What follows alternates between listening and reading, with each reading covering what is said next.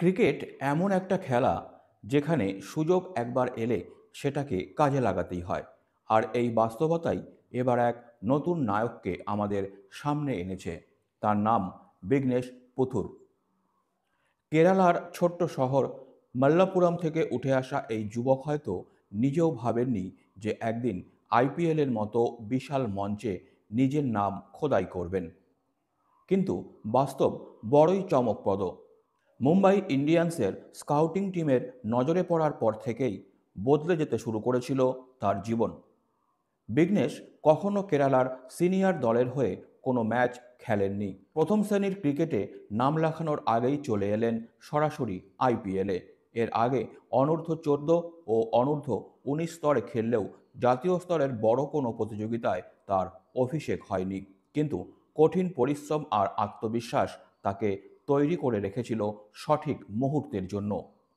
Mumbai Indians তাকে প্রথমে ট্রায়ালের জন্য ডাকে। সেখানে তার স্পিন বোলিং দেখে মুগ্ধ হন নির্বাচকরা। বাঁহাতি চায়নাম্যান বোলারের সংখ্যা এমনিতেই হাতে গোনা, তার ওপর কেউ যদি ধারাবাহিকভাবে পারফর্ম করতে পারেন তাহলে তাকে থামানো কঠিন।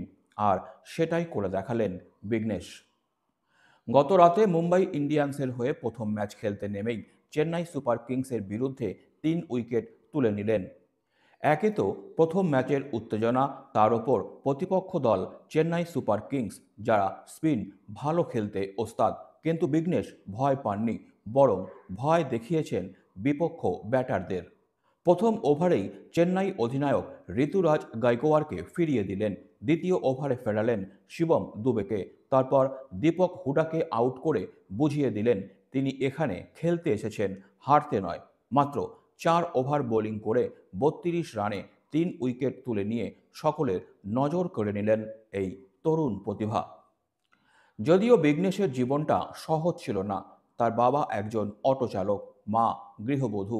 ছোটবেলা থেকেই পরিবারকে অনেক কষ্ট করতে দেখেছেন, কিন্তু ক্রিকেটের প্রতি ভালোবাসা তাকে থামতে দেয়নি।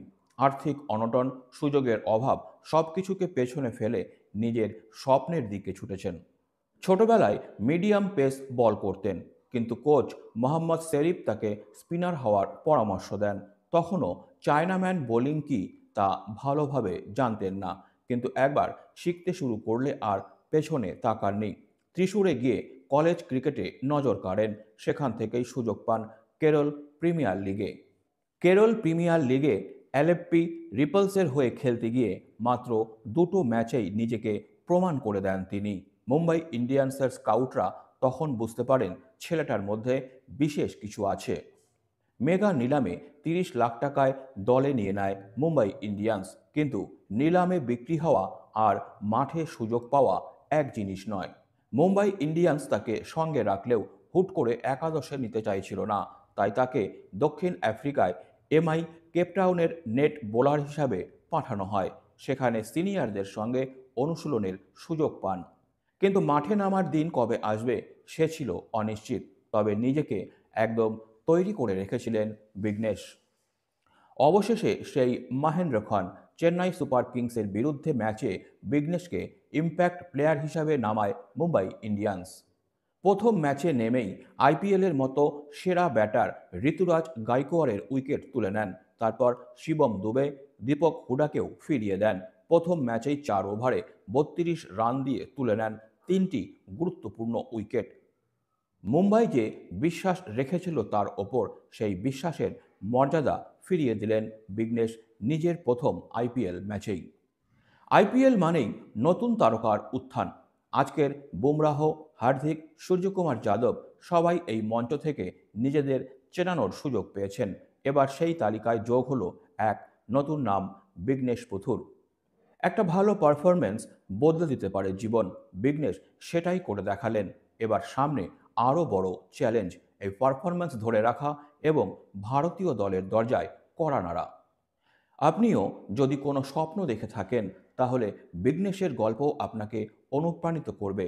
কঠিন পরিশ্রম, সুযোগের সদ্ব্যবহার আর আত্মবিশ্বাস থাকলে জীবন আপনাকে ঠিক একদিন সুযোগ দিয়েই দেবে। আপনার মতামত কি? বিঘ্নেশ কি ভারতের পরবর্তী তারকা হতে পারবেন? কমেন্টে জানান আপনার মতামত। আর বিভিন্ন ধরনের সংবাদের পাশাপাশি এমন অনুপ্রেরণামূলক গল্প পেতে আমাদের চ্যানেলটি সাবস্ক্রাইব করতে ভুলবেন না।